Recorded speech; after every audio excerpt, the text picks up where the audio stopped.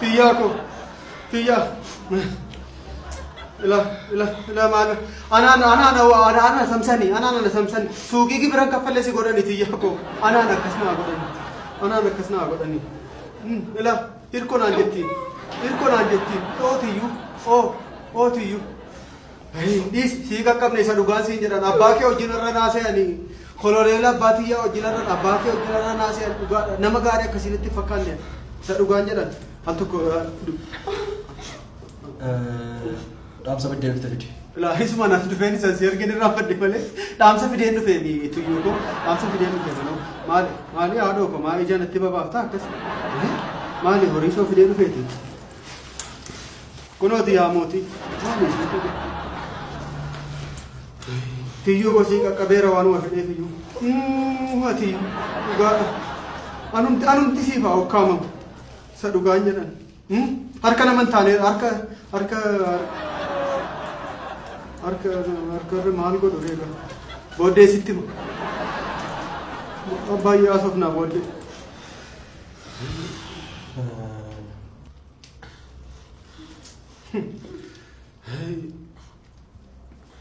maal gochuun inu kaamse maalu kaamsitaa gurbaa maalu kaamsitaan jedhan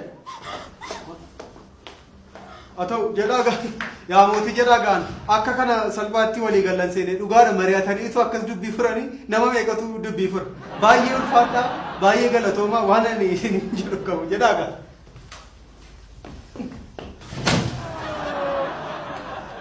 qanaafatu dubbiin fidhe maali ishee gadhiistanii amma moona qabdanii maal gootan maal waan na gadhiisaan an kana yaadda'an dhufuu sodaadhee ture mansilumaayyuu dhugaan jedhan istiraaktaraa kana keessa na galchan isa dhugaan jedhan kunoo qarshii fudhattanii maal gootu bifa dimokiraasiidhaan mari'anneen furru obboleessa koo ati waan furtu miti mari'anneen furru yaa dhugumaa baalchaa saafoo hirkoo ija kooti kun gamtaa miti kun gamta ija kooti dhiis Ayirko. Gamta Tinu malee shakkine dhugaan siin jedhan shakkine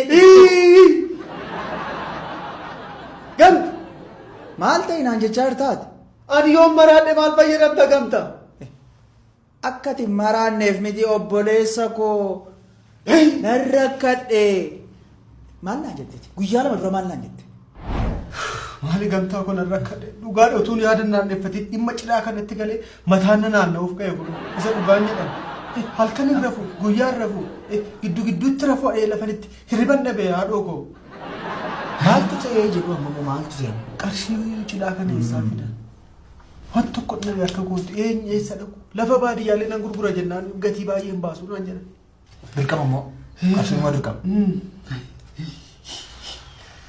ani maalan sii godharee waan meeqa yaale man beektaa mirko waan meeqa yaale inni kaan achas deebi'an irratti dubbii ta'e waan hin danda'u maal goonu amma maal yoo akkas goone ila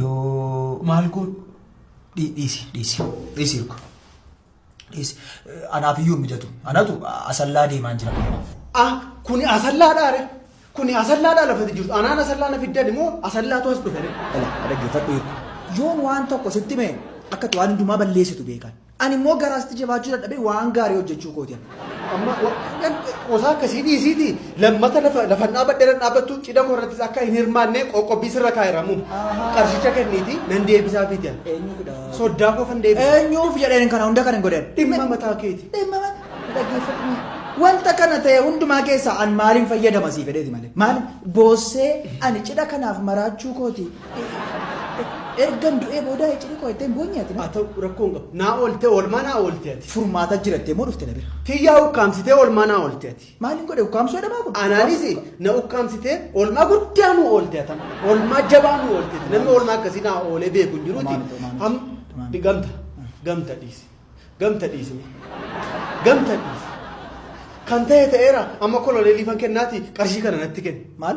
Koloneelii tan kenna nama nagaa nama mala qabeessa har'an argeen jireenya koo keessatti nama nagaa maatii nagaa tamma kana nan kennaa fi daamma naa kenna. Sitti immoo an si duraan argeen isaanis si duraan argeen maal akka isaan na godhan immoo beekin sitti immoo sii fedheeti malee miyaan qarshii fidi deebisi maaliin fayyadamuu fedheeti kana hundumaa keessa ofii kooyyuu waan hamma kana ga'u sadarkaa du'aatti na geessisuu wanta danda'u riskii fudhadhee kana godhe sii fedheeti malee eenyuuf nan deebisa.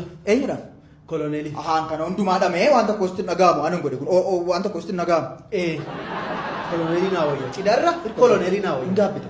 Dhimma mataa. Hin gaabbita. Dhimma mataa. Qarshii barbaadamti. Qarshii namti kanatti barbaaddu. Fudhadhu. Lammata immoo waanuma tokko furmaata akkana biraan arganne bari. Dhimma kee waan fedhe ta'an an koloneelii buufachuu naa wayya cidha koo fedhee isaanii wajjin gargarcitu. Nan deebisaa hin barbaadu. Ilaa na dhaggeeffadhu hirku al tokko. Dhiisi. Carraan kun carraa guddaadha. Carraa salphaatti deebi'ee dhufu miti. Qarshiin amma kana guyyaa tokko harka keenya galee hin beeku. Kun immoo wanta cidharraa iyyuu nu hafuu danda'u. Waan barbaanne ittiin godhachuu waan dandeenyudha. Dhiisi. Koloneelii ala nama tokko nama hin barbaadu hin qabu jireenya koo keessatti ana. Kanaaf hin deebistaa jechuudha. Nan deebisaa tiyyaa sukkaamsitanii olii gad darbachaa oolanii namoota kana illee lafan itti argadhu beekaa. Hirkoo. Gaabbita waan tokko sitti haa ta'u deebisi rakkina hin qabu namoonni kooyyuu akkasumatti haa ta'u garuu qarshii isaanii kaffaliif. Kan maali? Hojiidhaan waan isaan jechaa oolan walii gallee dhufne qarshii isaaniif kaffalamu. Dhimma mataa keessiiti maal galchina? Maal si galcheera? Qarshii 10,000 amma kaffaliif kan isaanii. Baay'ee qoosta. Gamta baay'ee qoosta. Cidha qabuu isaanis qofaatti 10,000 eessaa fideen kennaafan. Isayyuu duuriyyee mandara keessa dhagaarra taa'aa oolanii fiddee akkasuma gootaana. Dhimma mataa isaanii maal galchina? Dhiisi waan akkasiin gadhiisi.